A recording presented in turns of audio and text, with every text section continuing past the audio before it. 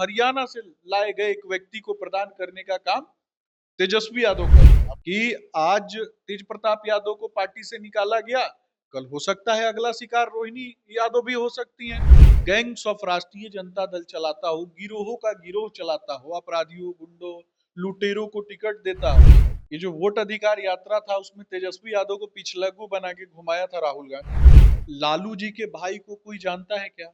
नहीं जानता। तो आने वाले समय में तेजस्वी के भाई को भी कोई नहीं जानता कि तेज प्रताप यादव तेजस्वी यादव के पीछे खड़े दिखाई देते हैं।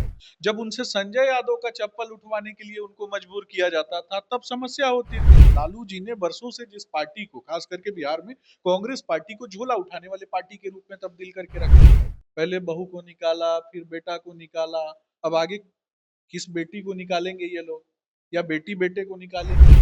पिताजी ने पशुओं का चारा लूट लिया। भाई साहब, भूसा खाता है पशु, भूसा चुराने वाला आदमी अपने पुत्रों के दिमाग में भूसा भर दिया। नमस्कार, मेरा नाम प्रिया मेहता और आप देख रहे हैं हेडलाइंस बिहार। देखिए, बिहार अधिकार यात्रा में तेजस्वी यादव जिस सीट पर बैठते हैं उस सीट पर संजय यादव बैठ गए। उस पर रोहिणी आचार्य बड़ा भमकते हुए नजर आ रही हैं और साफ तौर पर ये कहते नजर आ रही हैं कि उनको वहां पर नहीं बैठना चाहिए। अपने से श्रेष्ठ मानते हैं तो वो अलग बात है। अब हमारे साथ खास बातचीत करने के लिए बीजेपी से शशांक जी हैं, सुमित शशांक जी हैं, इनसे खास बात करेंगे।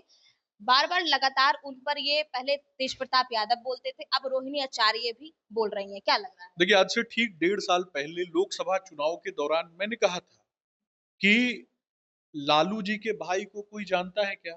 नहीं जानता। तो आने वाले समय में तेजस्वी के भाई को भी कोई नहीं जानेगा। ये बात मैंने स्पष्ट रूप से आपके चैनल के माध्यम से और विभिन्न चैनलों के माध्यम से मैंने कहा था। लालू जी के कार्यकर्ताओं को तकलीफ इस बात की नहीं होती थी कि तेज प्रताप यादव तेजस्वी यादव के पीछे खड़े दिखाई देते थे।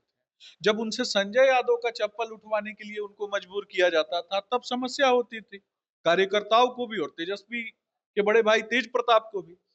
आज रोहिणी जी का भी ट्वीट आ गया, हरियाणा से ला करके बिहार के यादवों का अधिकार छीन करके देने का काम हरियाणा से लाए गए एक व्यक्ति को प्रदान करने का काम तेजस्वी यादव कर रहे हैं। अब पता नहीं कौन सा उनका राज जानते हैं, कौन सी उनकी गोपनीय चीजें उनको पता है जो वो संजय यादव को इतना प्रश्रय देते हैं।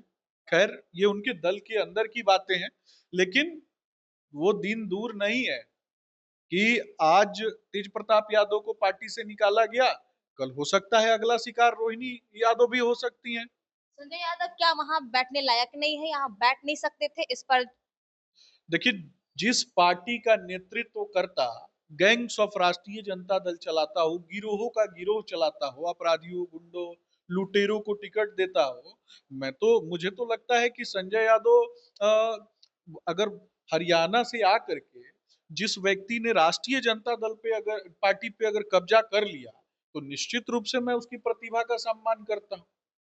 पहले वोटर अधिकार यात्रा निकाली गई थी, अब तेजस्वी यादव बिहार में बिहार अधिकार यात्रा निकाल रहे हैं। इससे अलग माहौल देखने को मिल रहा है, बीजेपी से कुछ घबराहट? पिछला वाला माहौल पता है आपको? ये जो वोट अधिकार यात्रा था उसमें तेजस्वी यादव को पिछलग्गू बना के घुमाया था राहुल गांधी, और राहुल गांधी जी ने पिछलग्गू बना के जब घुमाया तो तेजस्वी यादव के मन में वो एक टीस जो है वो रह गई, और लगातार हर मंच मोर्चे में राहुल गांधी आगे रहते थे, तेजस्वी यादव उनका बैग ढोने वाले बन गए थे। तो लालू जी ने वर्षों से जिस पार्टी को, बहुत ही अच्छे से समझना है, लालू जी ने वर्षों से जिस पार्टी को, खास करके बिहार में कांग्रेस पार्टी को झोला उठाने वाले पार्टी के रूप में तब्दील करके रखा। उनका जब प्रदेश प्रभारी आते हैं तो उनका नाम, दलित परिवार के प्रभारी थे और वहां से आते थे, वैसे व्यक्ति का नाम जो है मजाक के साथ लेना प्रारंभ कर दिया लालू जी ने। अब कृष्णा अल्लावरू आए, कृष्णा अल्लावरू लालू जी के बेटे की उपस्थिति के बाद पहुंचते हैं, यानी अपने आप को बड़ा नेता बताते हैं, और उसके बाद राहुल गांधी ने तेजस्वी यादव को नीचा दिखाने का काम किया। तो ये लगातार एक प्रक्रिया जारी है। साथ में नजर आ रहे थे, बाइक से अलग यात्रा कर रहे थे, साथ में तो कहीं नहीं नजर आ रहे थे, पीछे नजर आ रहे थे। राजनीति में बॉडी लैंग्वेज का बहुत बड़ा असर होता है। मैंने 1.5 साल पहले जब बोला था कि लालू जी के भाई को कोई नहीं जानता, आगे तेजस्वी यादव के भाई को कोई नहीं जानेगा, उस समय बहुत से लोग मेरा मजाक उड़ा रहे थे, लेकिन बात सही हुई ना। कान पकड़ के निकाला ना घर से, पहले बहू को निकाला, फिर बेटा को निकाला, अब आगे किस बेटी को निकालेंगे ये लोग, या बेटी बेटे को निकालेंगी, निकालना तो तय है। पहले बाइक से नजर आ रहे थे, अब घोड़ों पे सवार होकर नजर आ रहे हैं, अलग यात्रा कर रहे हैं। देखिए, घोड़ा पे चढ़ना हो, खच्चर पे चढ़ना हो, किसी भी पशु पे चढ़ना हो, मुझे लगता है कि पशु पे चढ़ने के बजाय उन लोगों को पशुओं का कल्याण करना चाहिए, क्योंकि पशुओं के आगे माफी मांगनी चाहिए, क्योंकि पिताजी ने पशुओं का चारा लूट लिया। भाई साहब, भूसा खाता है पशु, भूसा चुराने वाला आदमी अपने पुत्रों के दिमाग में भूसा भर दिया, नेताओं के दिमाग में भूसा भर दिया, अपने कार्यकर्ताओं के दिमाग में भूसा भर दिया। तभी तो गैंग्स ऑफ राष्ट्रीय जनता दल कहलाया ना, गिरोहों का गिरोह, अपराधियों, भू माफिया, बालू माफिया, शराब माफिया का गिरोह। और वैसे ही लोगों को पैचेज ऑफ वोट्स की दलाली करने के लिए टिकट देने का काम किया। कभी कभी हो सकता है मेरी बातें कटाक्ष लगती होंगी, लेकिन कटाक्ष से ऊपर जब समालोचनात्मक रूप से आप चीजों को देखेंगे ना, तो आपको स्पष्ट रूप से पता चलेगा कि ये कहावत है, अंधों में काना राजा। उस कहावत को चरितार्थ करने के लिए लालू जी ने पिया पूरे बिहार को अशिक्षा, भुखमरी, गरीबी के गर्त में ढकेल दिया, ताकि लोग अगर कुपोषित रहेंगे, अंधे रहेंगे, जानकारी का अभाव रहेगा, शिक्षा जो है निम्नतम पायदान पे रहेगी, तो उनके जो काने सुपुत्र हैं राजनीतिक तौर पे, वो राज कर पाएंगे। एनडीए में अभी तक सीट को लेकर कोई बातें निकल कर नहीं आई है, लेकिन अमित शाह कल नीतीश कुमार से शाम मुलाकात कर रहे हैं, क्या लग रहा है? देखिए, म्यूचुअल अंडरस्टैंडिंग है, हम लगातार मिलते रहते हैं, म्यूचुअल अंडरस्टैंडिंग है, हमारा लक्ष्य एक है, बात अंत्योदय। बनी है। नहीं नहीं, हमारा लक्ष्य एक है, अंत्योदय। समाज के अंतिम पायदान पे बैठे हुए व्यक्ति के आंखों में जो सपने हैं, उन सपनों को कहीं ना कहीं साकार करना, ये नीतीश कुमार जी का लक्ष्य है, ये भारतीय जनता पार्टी का लक्ष्य है।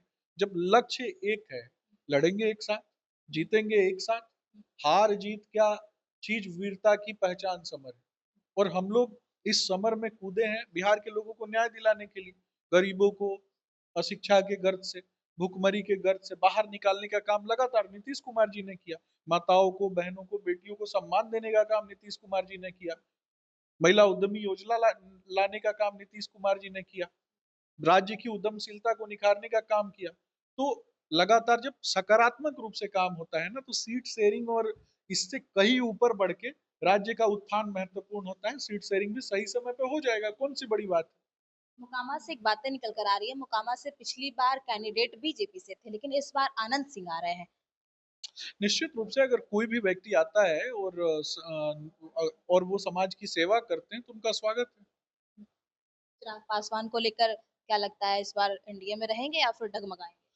देखिए, आदरणीय चिराग पासवान जी युवाओं के लिए लगातार काम कर रहे हैं, और हमारे गठबंधन के नेता हैं। जो हमारे गठबंधन के नेता हैं, उनके ऊपर हाइपोथेटिकल रूप से मैं चीजों को, मेरा तो काम नहीं है ना नैरेटिव बनाना, एजेंडा बनाना। मेरा काम है सब लोगों को साथ लेकर के चलना, हमारी पार्टी का काम है, हम साथ हैं। चिराग पासवान साथ रहेंगे? निश्चित रूप से प्रधानमंत्री नरेंद्र मोदी जी का जो लक्ष्य है, मिथिलांचल सीमांचल में गरीबों के लिए काम करना, उसी लक्ष्य की पूर्ति के लिए लगातार तो वो काम कर रहे हैं। बिहार फर्स्ट, बिहारी फर्स्ट, ये जो उनका विजन है और हमारा अंत्योदय का विजन है, दोनों एक ही सिक्के के दो पहलू हैं। चलिए, हमारे साथ सुमित शशांक जी बीजेपी से थे, इन्होंने साफ तौर पर सारी बातों पे रखा है। बहरहाल आप लोग क्या कुछ सोचते हैं, कमेंट करके अपनी प्रतिक्रिया जरूर दें, और आप देख रहे थे हेडलाइंस बिहार के साथ।